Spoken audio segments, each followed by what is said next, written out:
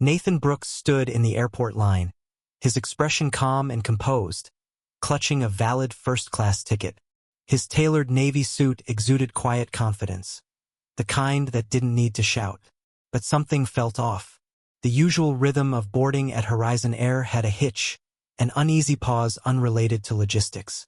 As he waited patiently, the gate agent's friendly smile hardened into suspicion.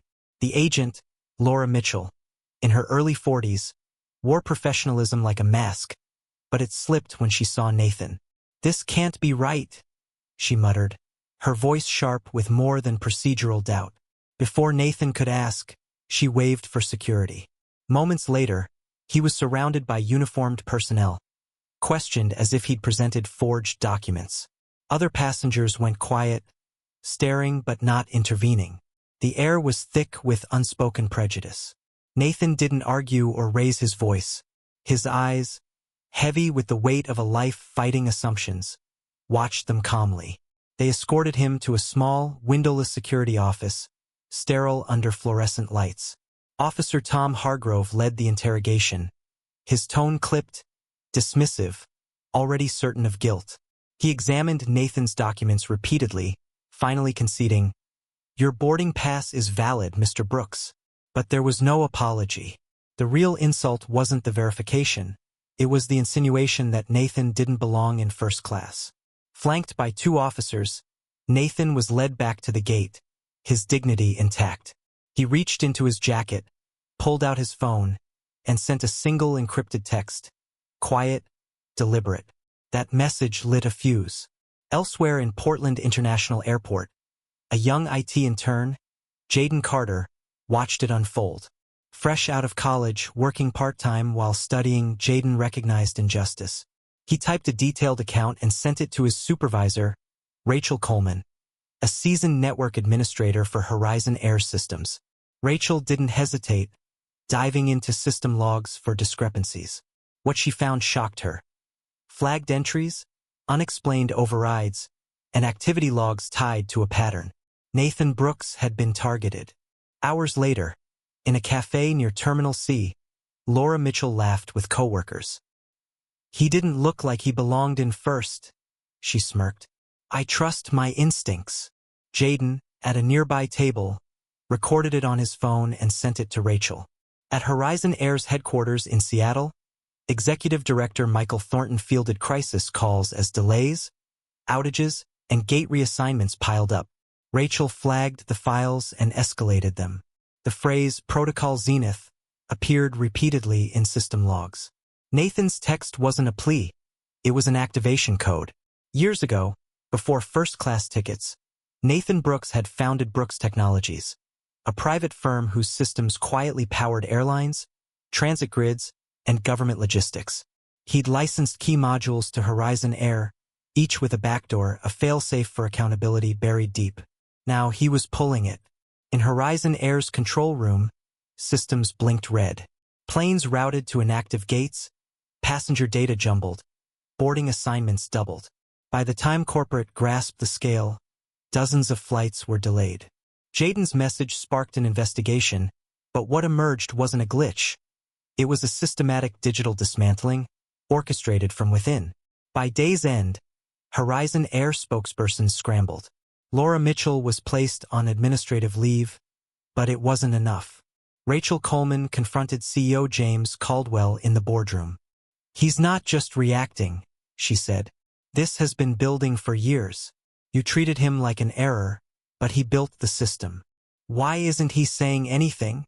James asked. "He doesn't need to," Rachel replied. "He knows how this ends." News networks nationwide picked up the story. Footage of Nathan's calm demeanor as he was escorted from the gate went viral. Former employees spoke out. Passengers shared stories of being downgraded, questioned, ignored. When Horizon Air denied systemic bias, the damage was done. Nathan's silence spoke louder than words. In his office overlooking Puget Sound, Nathan stood before screens tracking flight paths in real time.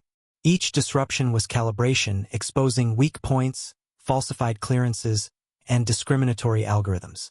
He didn't want Horizon Air destroyed, he wanted it reformed on his terms. He triggered Phase 2. Documents leaked. Buried HR complaints. Ignored maintenance logs. Emails about preferred passenger profiles. At Horizon Air HQ, the board convened in panic. Chairman Edward Langley read a leaked memo. Ensure first-class zones align with brand aesthetics. That line exposed an exclusionary design.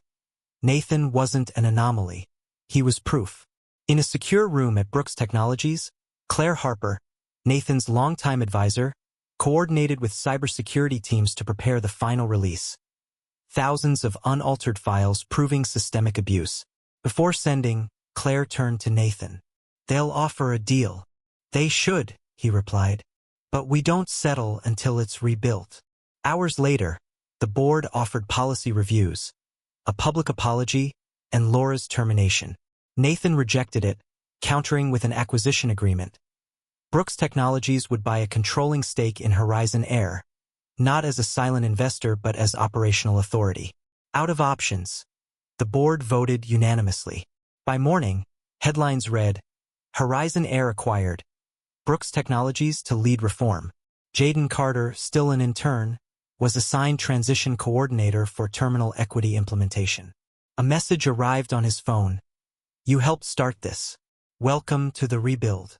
Laura Mitchell sat across from compliance officers in a bare office at Salem Regional Airport.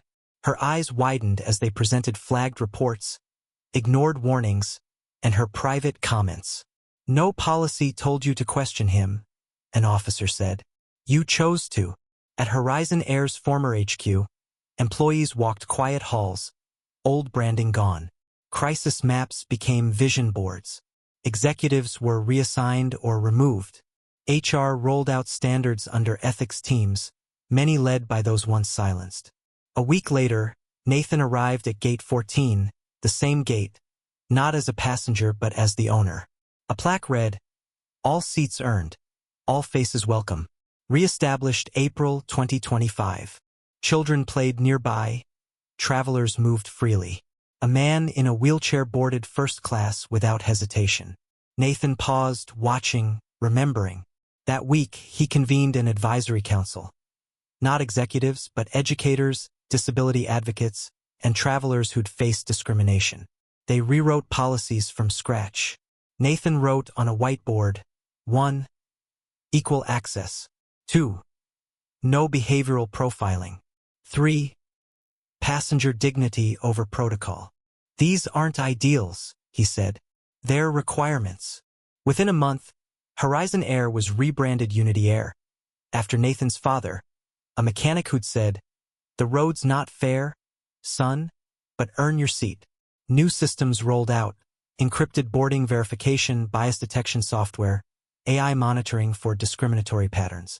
Employees retrained. Those failing standards were dismissed. Passengers noticed. An elderly couple upgraded without request. A black teenager greeted without question.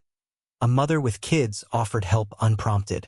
This wasn't PR, it was change. Nathan Brooks never spoke publicly. His silence, once marking exclusion, became a revolution's anthem. The skies no longer whispered judgment, they welcomed. Justice, once denied, now boarded first. Months later, Unity Air led the industry in passenger satisfaction and equity metrics.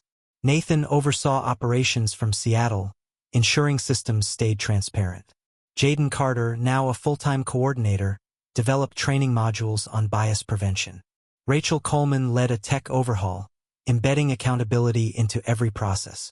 Laura Mitchell faced civil lawsuits from affected passengers and faded from the industry, her career undone by her own choices. The Unity Air model spread. Other airlines adopted similar systems, fearing their own hidden biases exposed. Airports displayed Unity Air's plaque, "All seats earned. All faces welcome."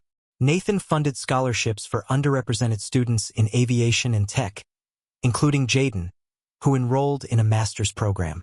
At a quiet ceremony in Portland, Nathan unveiled a memorial at Gate 14, honoring travelers wronged by bias.